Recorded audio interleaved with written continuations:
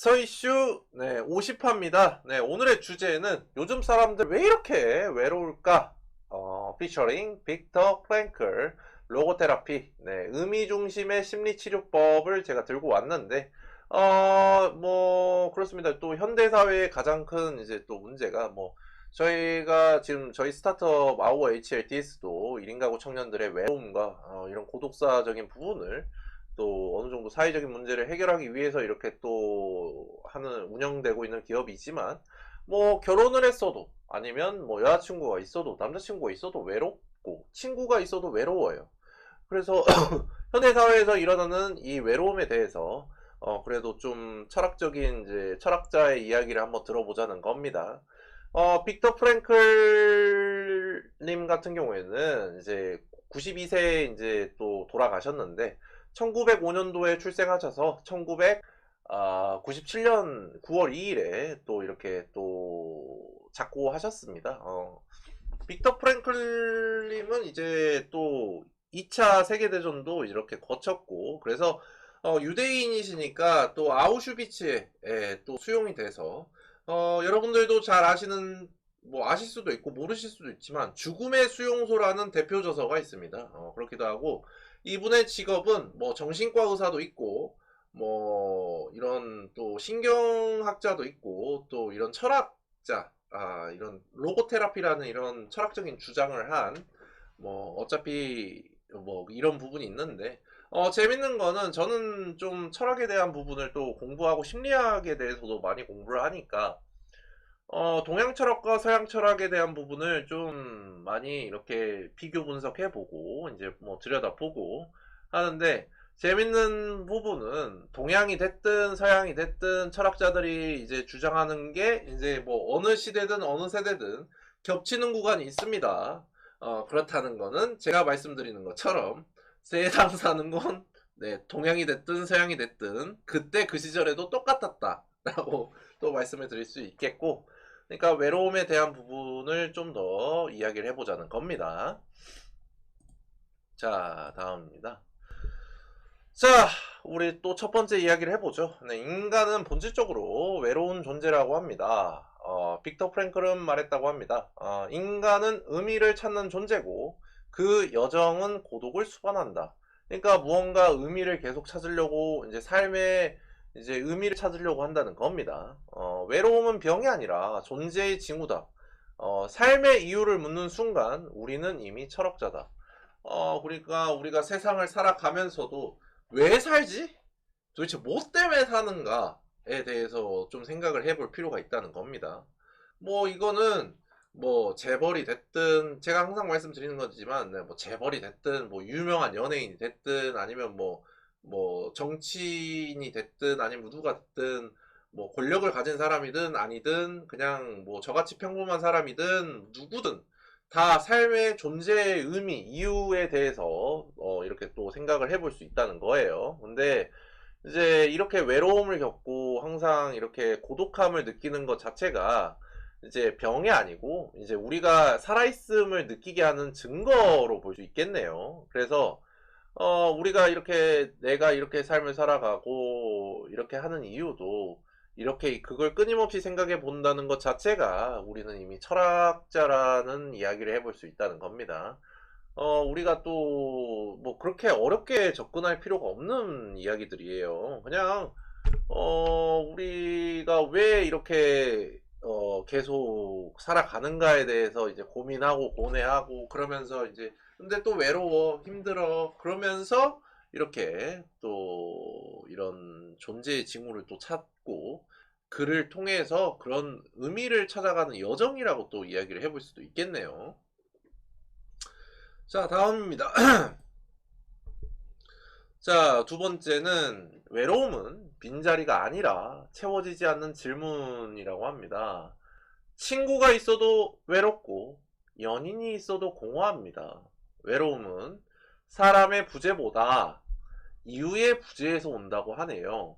그러니까 나는 왜 여기 있는가? 이 질문이야말로 외로움의 본질입니다. 저는 MBTI가 ESFP다 보니까 이제 사람들하고 어울리는 걸 또 좋아하잖아요. 근데 나는 모르겠어. 왜 그렇게 외로움을 탄다는 거를 느껴본 게 그렇게 많지는 않은데, 그렇다고 해서 막 그렇게 막 혼자 있는다고 해서 막 그렇지는 않아. 근데 그냥 혼자서도 이제 뭐 잘 재밌게 잘 노니까 놀기도 하고 일도 하고 막 그렇기도 하는데, 이제 본질, 그러니까 존재에 대한 생각을 하다 보면은 이 외로움의 본질에 접근할 수 있다는 겁니다. 그러니까 내 옆에 친구가 있어. 뭐 우리 또 네, 뭐 친구들이 있어도 또 외로움이 느껴질 때가 있죠. 왜 그러냐면 대화하고 커뮤니케이션하고 이러다 보더라도 이제 우리가 어렸을 때 이제 학창 시절에는 이제 학교라는 이제 공통 이제 바운더리에서 이렇게 생활하고 같이 밥도 먹고 이렇게 같이 뭐 체험학습이나 아니면 이렇게 또 수학여행도 가고 같이 이렇게 부대 끼고 잠도 자고 그러면서 이렇게 하다 보니까 그러니까 고만고만해. 그래서 이제 이렇게 하는데 나이를 점점 먹어가면 먹어갈수록 각자의 삶이 달라지고 그 삶에 따라서 이렇게 살아가다 보니까 생각하는 게 모두 다르고 또 환경이 달라지니까 말이 안 통하니까 이제 옆에 있어도 말을 해도 뭔가 티키타카가 안 되고 그냥 공감을 못 하니까 이제 원래 인간은 본인의 상황이나 이런 부분이 아니면 그렇게 그러니까 이해를 하려고 노력은 할 수 있겠지만 모든 걸 다 이해할 수는 없어요. 왜 그러냐면 그 사람이 아니니까. 그리고 또 우리 또 이제 여자친구나 남자친구를 사귀고 있어도 또 공허해요. 이제 뭐 아니면 뭐 결혼을 한 부부 입장에서도 이제 그런 경우가 발생합니다. 이제 이런 이유가 뭐냐면, 그러니까 정서적인 연결감, 그리고 이렇게 또 공감할 수 있는 이야기들, 그리고 삶을 공유하고 이렇게 뭐 여자친구 남자친구 뭐 지금 뭐 보자면 뭐 또 그런 또 뭐 가볍게 이렇게 사랑하고 이렇게 하는 그런 것도 있지만, 결국에는 가장 이렇게 베스트의 이런 연인은 이제 서로가 서로를 이렇게 마주 보면서 지켜보고 서로의 성장과 이렇게 서로의 발전, 그리고 사랑을 통해서 이렇게 결실을 맺을 수 있는 부분이 이제 또 있고, 항상 그래서 대화가 중요하죠. 네, 부부들 이제 거의 이제 이혼을 앞둔 부부들의 이야기를 들어보면 말을 안 해요. 네, 말도 안 하고 그러니까 대화가 단절이 되고 아무리 말해봤자 외롭다는 거야. 내가 내 아내, 내 와이프한테 나 너무 힘들어. 나 지금 뭐 이런 상태야. 라고 이야기해도 너만 힘들어? 나도 힘들어. 라면서 이렇게 싸움이 일어나니까 나도 힘들어서 이제 같이 이렇게 힘내려고 이야기를 꺼낸 건데 자기도 힘들다고 하네? 라고 하면서 이제 외롭다는 거야. 왜 그러냐면, 이제, 결국에는 부부라는 게 뭐겠어요? 아니면 뭐 여자친구, 남자친구의 또 존재나 이런 이유가 뭐겠어요? 서로가 서로를 이렇게 마주 보면서 이렇게, 힘들 때는 안아주고, 또, 이렇게 응원해줄 수 있는 그런 역할론이 필요한데, 그게 아니고 서로 각자의 힘듦만 이야기하고 공감을 해주지 못하고 대화가 단절이 되니까 결국에는 외로워진다는 거야. 그래서 이제 또, 뭐, 밖으로 이제 돌게 되는 거죠. 이제, 어떻게 보면, 내 가장 옆에 있는 사람이 나를 공감해주지 못하고, 이제 이해를 해주지 못하니까 외로운 거야. 그래서 뭐, 가정이 있고, 아이들이 있어도, 누가 나를 이해해주지 못하는 감정이 들고, 아무도 나를 알아주지 않는다는 생각이 드니까 이제 밖으로 계속 돌게 되는 거야. 아무리 결혼을 했어도. 좀 그런 부분에 있어서는 좀 안타깝다고 생각합니다. 항상 뭐 부부간이 됐든 연인간이 됐든 회피보다는 이야기를 많이 하고 서로가 힘들 때는 좀 더 이렇게 지켜봐 주고, 아니면 뭐 서로가 뭐 좋을 때는 같이 이렇게 기뻐해 주고 이러는 또 관계가 진짜 그러니까 잘 맞는 이제 유형들이 있는데, 뭐 모두 항상 어떻게 또 그렇게 될 수 있겠습니까? 그렇지 못한 경우도 있으니까. 그래서 네, 연인이 있어도 공허하고 내 아내, 내 남편이 있어도 공허해진다는 겁니다. 자, 다음입니다. 자, 세 번째, 의미 없는 자유는 혼란을 부른다고 합니다. 그러니까 프랭클 의사 선생님께서는 자유에는 책임이 따르지 않으면 파괴적이라는 주장을 했다고 해요. 그러니까 우리는 선택의 자유는 많지만 그 선택이 왜 중요한지 설명받지 못했다고 하네요. 그러니까 결과는 방황, 무기력, 공허. 그러니까 자유로운 거는 좋죠. 네, 자유롭고 우리가 뭐 제가 예를 들어서 이렇게 커피를 마신다고 해요. 이렇게 자유롭게 커피를 마실 수도 있지만 왜 이게 이 자유성이 중요하고 자율성이 중요하고 이렇게 한지에 대해서 설명받지 못했다는 겁니다. 그러니까 내가 이렇게 자유롭게 이렇게 막 이렇게 할 수 있는 이유를 몰라. 그러니까 방황을 하게 되고 무기력해지고 공허해진다는 거예요. 그러니까 자유에는 책임이 따르지 않으면 파괴적이라고 합니다. 그러니까 내가 이렇게 흔들었어도 이제 이 흔든 거에 있는 책임을 어느 정도 질 줄 알아야 이제 자유라는 거에도 이제 의미를 찾을 수가 있는데, 그렇지 못한다면은 결국에는 뭐 방황하고 무기력해지고 공허해진다는 거예요. 그러니까 뭐 저도 이제 뭐 직장 생활도 이제 많이 해봤고 지금은 스타트업 씬에 있지만 뭐 이렇게 인터넷 방송 스트리머로 활동을 하지만 이제 뭐 저라고 뭐 이렇게 취업 준비하고 이렇게 또 이직하려고 또 하고 그런 경험이 없겠습니까? 그럴 때 이제 좀 이제 막무가내 퇴사를 한 적도 있었어요. 그냥 내 당장 힘드니까. 그게 서울에서 서울에서 또 이게 또 서사가 이어지는 건데, 근데 이제 나는 지금 당장 죽을 것 같고 막 힘드니까 그래도 좀 쉬다가 직장을 다시 구해야지라는 생각에 이제 퇴사를 하고 이렇게 왔는데, 이제 그게 쉽지가 않은 거야. 그래서 저는 이제 항상 말씀드리는 게, 이게 아무리 이직할 곳이 있다고 하더라도 뭐 그렇다고 하더라도 그 시스템에 들어갔으면 적어도 3년은 해봐라. 3년 정도는 어느 정도 경험도 쌓고 이제 또 실무적인 부분도 한번 배워보고, 아무리 띠껍고 더럽고 뭐 꼭 3년 안 채워도 돼요. 근데 그 정도의 기간 정도는 한번 버텨봐라 라는 또 말씀을 드려볼 수 있겠네요. 그러니까 그러면서 또 그리고 또 백수 생활을 또 안 해봤겠습니까? 또 저도 이제 예전에 이제 또 백수 생활도 해봤죠. 근데 이게 또 자유는 많고 시간은 많고 자유는 많은데 이게 너무 이제 무기력해지고 방해지고 막 그런다는 거야. 일단 그렇습니다. 자, 다음입니다. 자, 네 번째는 고립된 인간, 연결된 사회. 그러니까 SNS는 연결된 외로움을 만든다고 합니다.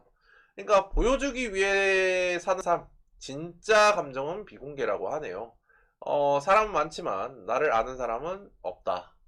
이게 좀 SNS의 역설이라고 또 이야기해 볼 수 있겠는데, 우리가 또 소셜 네트워킹 서비스를 통해서 우리가 또 연결이 되죠. 연결이 되고, 어, 이렇게 그 누군가의 삶도 지켜보고, 이렇게 또 하지만, 이제 뭐 이렇게 팔로우도 많고, 팔로잉도 이렇게 열심히 하는데, 결국에는 나의 진짜의 모습을 아는 사람은 없다는 겁니다. 사람은 많아요. 사람은 많고, 뭐 그렇게 나를 팔로우하는 사람도 많고 하지만 나를 진짜로 알아주는 사람이 없으니까, 내가 무슨 마음인지 어떤 감정인지, 그리고 내가 왜 이렇게 외로움을 겪는지, 이 외로움 때문에 왜 이렇게 힘든지를 그 사람들은 모르잖아.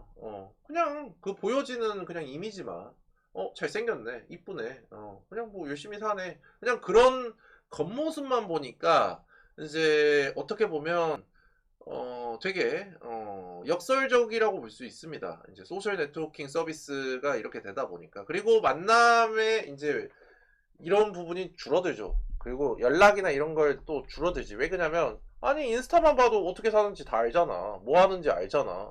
뭐 이게 바로 알 수가 있다 보니까. 그래서 이제 뭐 제가 농담 삼아서 인스타 꺼라 막 그런 식으로 농담도 하지만, 뭐 저는 장점과 단점이 다 있다고 생각하고 그걸 잘 활용해 가지고 뭐 자기의 또 이런 감정적인 부분도 채울 수 있고 뭐 심리적인 안정도 채울 수 있다면 그게 나쁘다고는 또 생각하지 않습니다. 다만 이제 이렇게 소셜 네트워킹 서비스가 이제 주변에서 사람들이 나를 많이 알지만 결국에는 내 진짜 외로움과 나에 대해서 아는 사람은 없다. 예, 그러다 보니까 그 외로움이 점철이 된다 라고 또 설명을 드려볼 수 있겠네요. 자, 다음입니다. 자, 다섯 번째, 목적 없이 바쁘기만 한 일상.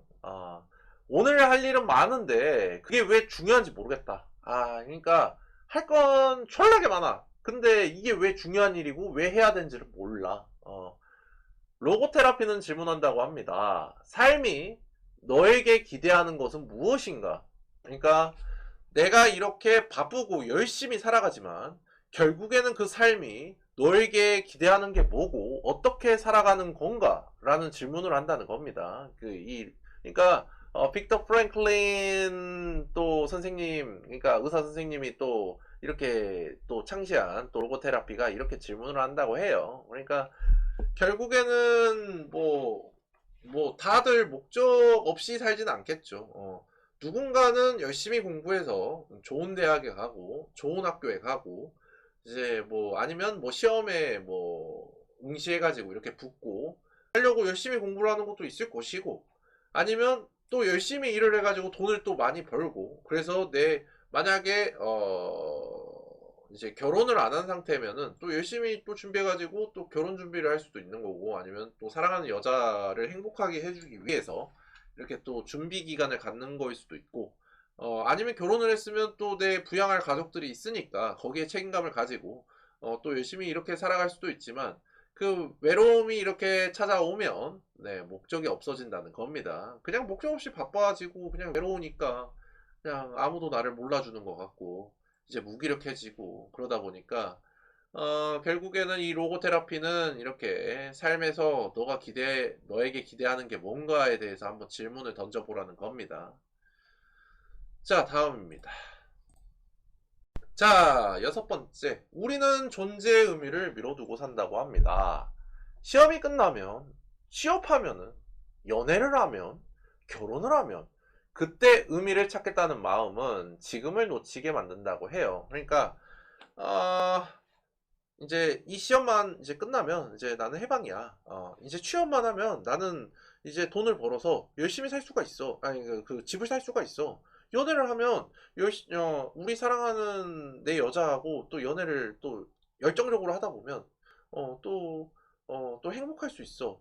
결혼을 해서 우리가 또 이렇게 또 행복한 가정을 꾸리면 또 이렇게 할 수 있어라는 그때 그러니까 지금 이루어지지 않았는데 그때 생각만 하고 상상만 하고 그러고 있는데 이제 거기에 그때 의미를 찾으면은 또 지금 하고 있는 거를 또 지금을 놓치게 된다는 겁니다. 지금 내가 뭘 하고 있는지, 어떤 부분으로 이렇게 살아가고 있는지에 대해서 먼저 파악하는 게 중요한데, 그거를 그냥 미뤄둔다는 거예요. 그 삶의 의미를 찾는 부분, 아니면 뭐, 외로움을 이렇게 느껴지는 부분이 왜 외로워지는지에 대한 그 부분을 이제 놓치게 된다는 겁니다. 그러면, 존재의 의미를 계속 미뤄두고 산다는 거죠.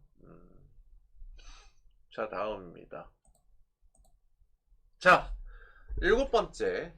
고통도 삶의 일부입니다. 의미를 가질 수 있다면. 그러니까, 플랭클은 아우슈비츠에서 깨달았다고 해요. 네. 세계 2차 대전에, 또 유대인, 또 나치의 히틀러가 이제 유대인, 또 아리아인, 또 우월주의로 해가지고 유대인을 핍박하고 학살했죠.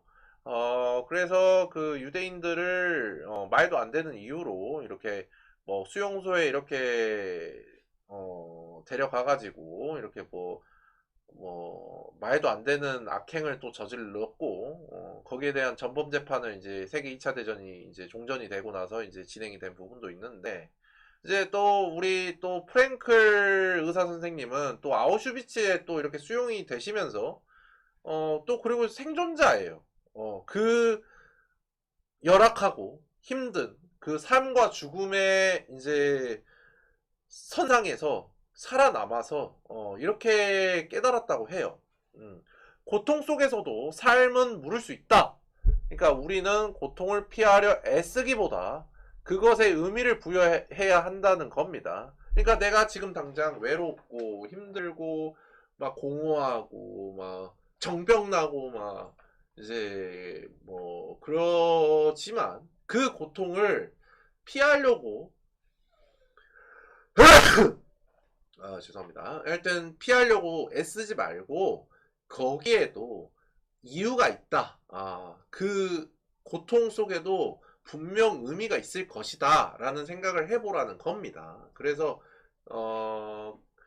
누구나 고통은 받기 싫죠. 근데 고통 없는 성장도 없을 것이고 뭐 누가 어떻게 완벽하게 왜 이렇게 코가 간지럽지?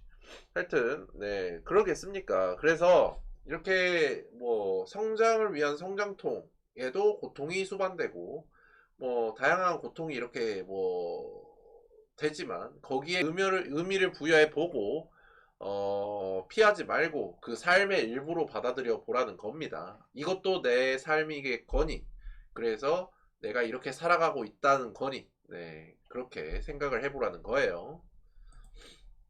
이번 주제가 좀 어렵죠? 네, 이거는, 그래도 저는 계속 할 겁니다. 이 철학적인, 뭐, 이런 이야기들은, 네, 여러분들이 브레이밍 스톰에도 도움이 되고, 여러분들 삶에 더 생각을 해볼 수 있는 거기 때문에, 그리고 죽음의 수용소라는 책을 안 보신 분들은, 네, 뭐, 저는 보라고는 안 해요. 보라고는 아니고, 그런 책이 있다 정도로만, 빅터 프랭클린이라는 그 철학자, 신경학자기도 하고 정신과 의사기도 한 그 아우슈비츠에서 생존해서, 이렇게 생존하신 이제 그 분이 이렇게 쓴 책이다 정도로만 알고 계셔도 좋습니다.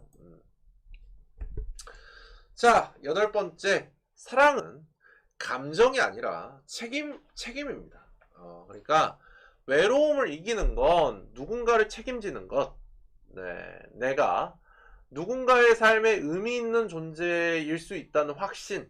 네, 그것이 외로움을 덜어준다고 합니다. 그러니까 우리가 뭐 사랑에도 다양한 결이 있고, 항상 말씀드리지만 뭐 친구 간의 사랑, 아니면 뭐 우정이 될 수도 있는 거고, 그 사랑이, 그러니까 여러분들이 뭐 혹시라도 오해하실 수도 있는데, 그러니까 사랑이라고 해서 무조건 막 이렇게 뭐, 막 이런 관계가 아니고, 이제 뭐 친구 간에도 사랑이 있을 수 있어요. 우정이라고 하죠. 그리고 가족 간의 사랑. 그리고 이성 간의 이제 내가 사랑하는 여자, 내가 사랑하는 남자 간의 사랑. 다양한 사랑의 결이 있는데, 그러니까 이 사랑은 감정이라기보다 이제 책임을 지면서 이렇게 외로움을 달래줄 수 있다고 합니다. 그래서 우리가 결혼을 해서 아이를 부양하고 그러면 아빠로서의 책임감, 엄마로서의 책임감이 생기고 이 아이를 지켜야 된다. 이 아이를 보호해야 된다는 책임감이 부여되죠. 그리고 뭐 결혼을 하더라도 남자 같은 경우에는 난 이 여자를 책임지고 지켜주기로 마음을 먹었다. 라고 생각해서 결혼까지 한 거고 여자 입장에서도 나도 이 남자를 사랑하고 이 남자의 이런 또 책임감에 또 너무 매력을 느껴서 이렇게 또 사랑을 또 하게 됐고 결혼까지 하게 됐다. 그리고 나 또한 이 남자의 삶에 그리고 더 우리가 더 어려움이 있으면 있을수록 헤쳐나가면서 이렇게 함께 걸어갈 수 있는 이런 책임감이 부여가 되고 아이를 낳게 되면 부성이 생기고 모성이 생깁니다. 이거는 뭐 동물이 됐든 인간이 됐든 다 마찬가지인데 난 이 아이를 보호해야 될 의무가 생기고 이 아이를 지켜서 건강하게 사회의 구성원으로서 이렇게 자라게 해야 되는 책임감이 부여가 되죠. 그러면서 이 책임을 지면서 이 외로움이 좀 상쇄가 된다고 해요. 아예 없어질 수는 없습니다. 그리고 이제 뭐 결혼을 이제 또 이제 안 하게 되거나 그렇게 되면 이제 반려동물을 많이 기르죠. 이제 뭐 우리 또 귀염댕이, 또 강아지, 댕댕이하고 또 고양이, 네, 고양이 이렇게 기르면서, 그러니까 그래도 이제 이 친구들은 그래도 이제 생명체고, 이제 함께 이제 교감할 수 있고, 함께 살아갈 수 있기 때문에, 근데 인간의 입장에서는 그래도 책임감을 가져야 될 거 아니야. 결국에는, 이 반려견이라든지, 이 아이들을 기르게 되면 책임감이 부여되니까, 이제, 우리 또 아이의 또 뭐 간식이 됐든 밥이 됐든 아니면 뭐 고양이의 뭐 추루가 됐든 아니면 뭐 간식이 됐든 밥이 됐든 이런 거를 계속 뭐 먹여주고 건강 상태도 체크하고 이러면서 책임을 지면서 함께 삶을 살아가기 때문에 외로움이 덜어진다고 하네요. 네. 그래서 반려동물을 이제 기르고 반려동물 시장이 점점 이제 또 늘어나고, 또 1인 가구, 우리 1인 가구 청년분들도 네, 반려동물을 또 많이 기르기도 하죠.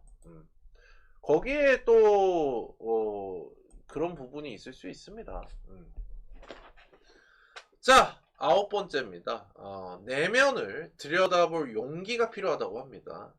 뭐 저는 이제 용기를 좀 강조하죠. 뭐 강연이 됐든 어떤 부분이 됐든 용기가 없어서 첫사랑한테 고백을 못했죠.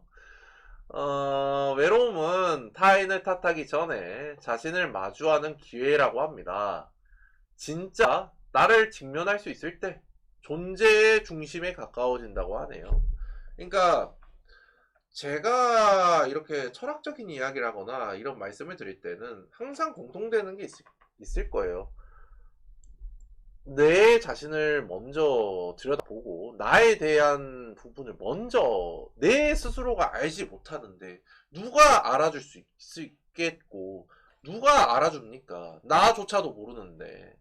그러니까 이렇게 외로움을 먼저 이야기하지 말고 일단 먼저 자기 자신의 상태와 자기 자신의 모습을 들여다보라는 겁니다.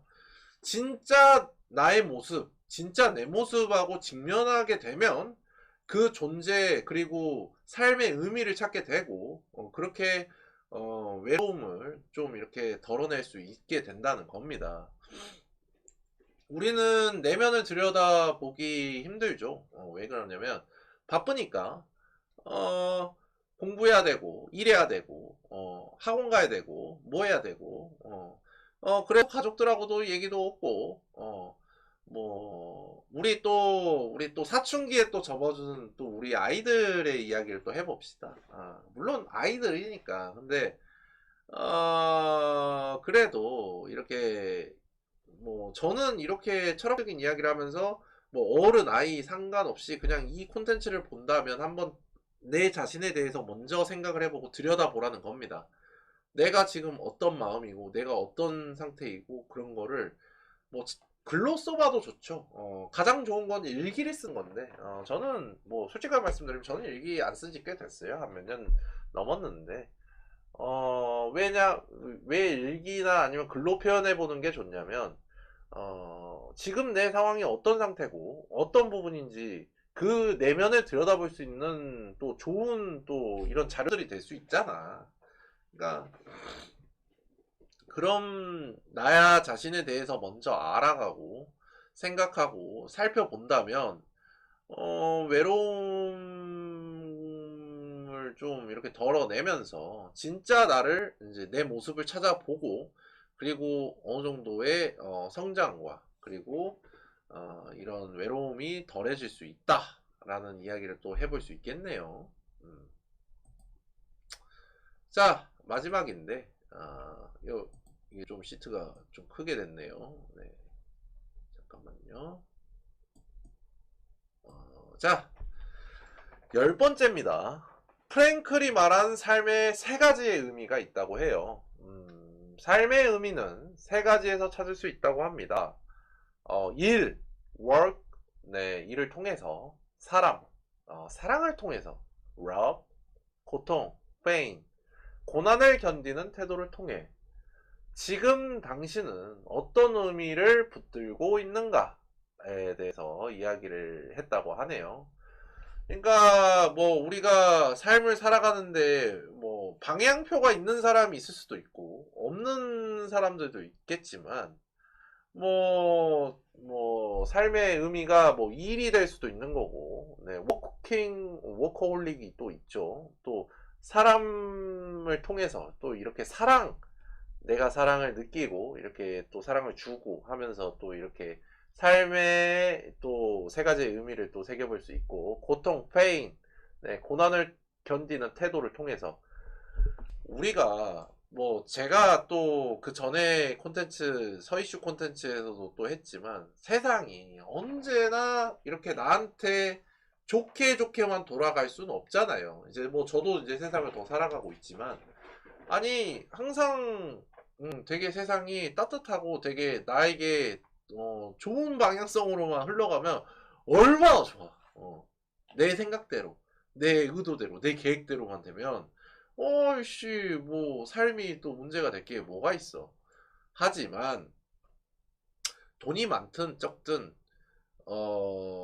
사람이 잘 될 때가 있고 못 될 때가 있어요. 그러면 오르막길이 있으면 또 내리막길도 있고, 그럼 또 내리막에 또 고난을 또 견뎌보면서 이런 고난을 견뎌보면서 또 역경을 또 헤쳐나가면서 또 성장을 할 수 있는 거고, 그리고 또 그러니까 또 말씀드리지만 꼭 이성 간의 막 그 남자와 여자의 그런 그 사랑뿐만 아니라 뭐 부모와 자식 간의 사랑이 있을 수도 있고, 친구와 친구 간의 이런 우정, 사랑이 될 수도 있고, 형제, 자매 간의 서로의 이런 사랑도 있을 수도 있고, 다양한 사랑의 또 의미가 있으니까 그러한 사랑, 그리고 일, 내 커리어, 내 스펙 이런 부분을 또 키워 나가면서 이렇게 삶의 의미를 찾아보라는 겁니다.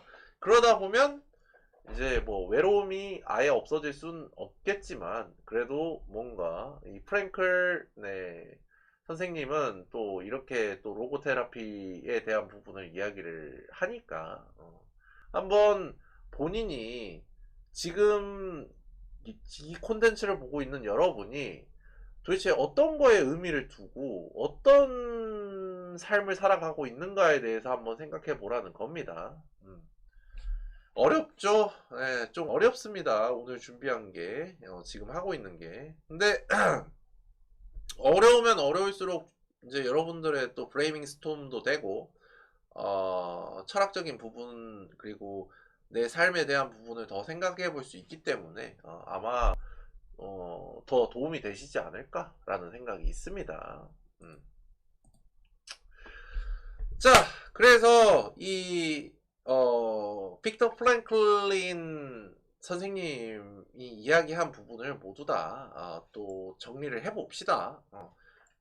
뭐 이런 부분 다 정리를 해보면 결국 오늘의 결론은 필연적인 외로움은 이해할 수 있는 내 편과 의미를 만들어가게 된다는 사실이라고 합니다. 그러니까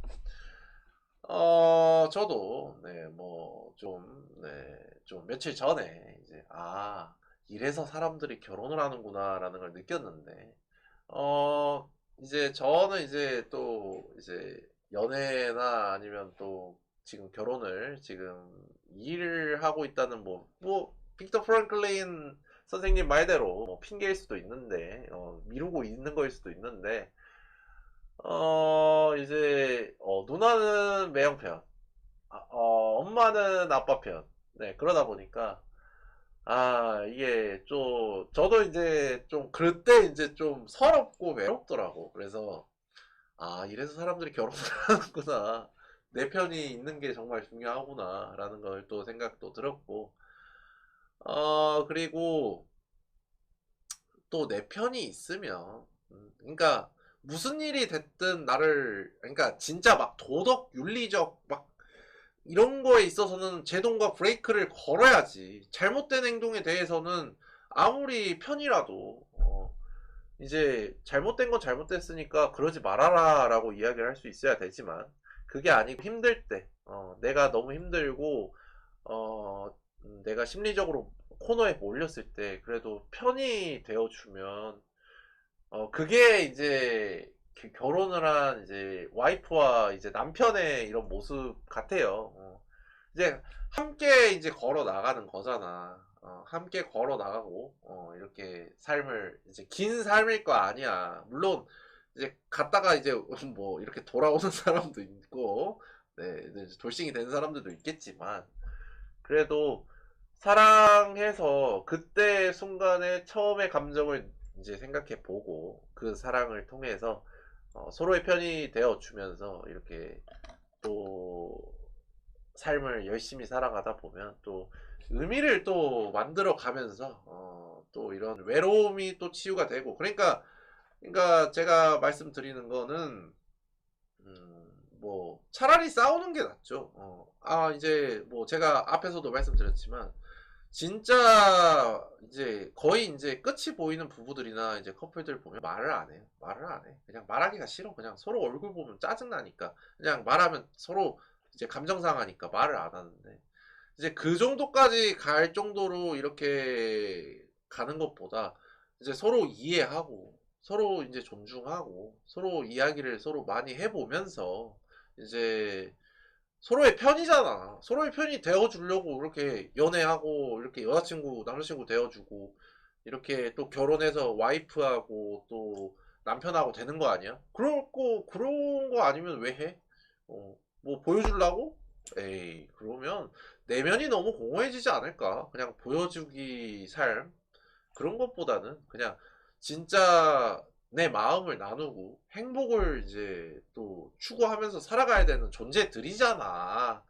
그러면 내 편에 대해서 좀 더 이제 뭐 물론 사람들이 아무리 비난을 해도 편을 들어줘야지. 내 사랑하는 여자, 내 사랑하는 남자인데. 그래서 백년가역을 맺고 결혼도 하고 뭐 연애도 하고 사귀기도 하는 거 아니야? 어, 그렇기 때문에 그런 부분으로 한번 생각을 해보시면 좋지 않을까.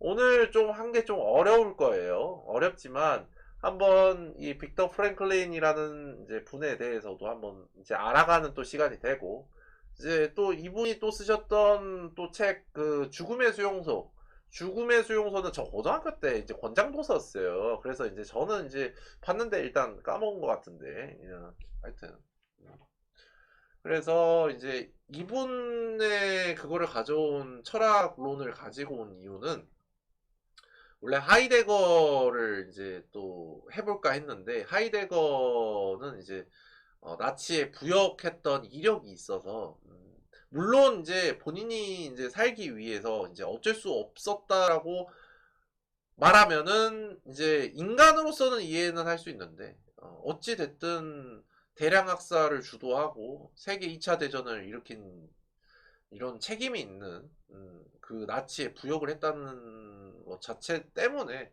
제가 이제 빅터 프랭클린 선생님의 또 이런 로고 테라피를 가지고 온 겁니다.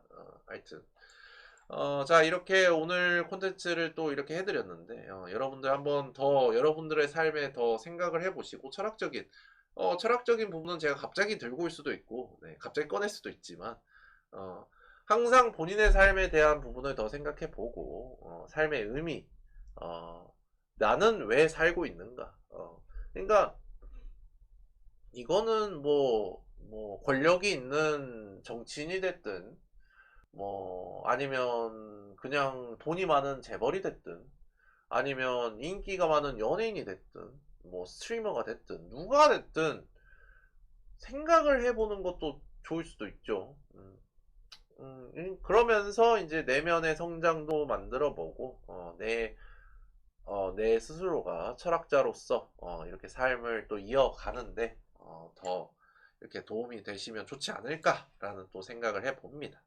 자, 그러면 네, 서이슈 50화는 여기까지 하고 자, 서이슈가 50화를 맞이했습니다. 정말 우여곡절이 있었는데 그래도 제가 서이슈 콘텐츠를 50화까지 만들 수 있었던 건 모두 여러분들 덕분이라 정말 감사드리고 다음 주는 이제 제가 한 주 쉬고 왜 그러냐면 이제 저도 이제 50화 했으니까 기념으로 하루 한번 쉬어야 될 거 아니야. 일주일에 한 번 하긴 하지만 그래도 이렇게 또 신경을 이제 계속 이제 콘텐츠나 이런 거 제작을 하게 되면 신경을 계속 쓰게 되니까 스트레스가 많아서 일단 뭐 다음 주는 이제 쉬고 또 12월 1일일 거예요. 아마 11월 24일에는 방송이 없으면 12월 1일이겠네요. 그러면 다음 달 12월 1일에 다시 인사드리는 걸로 하고 오늘 방송은 그러면 여기까지 하고 서이슈 50화는 여기까지 하도록 하겠습니다. 시청해주셔서 감사드리고 또 다다음 주에 봐요 우리. 안녕.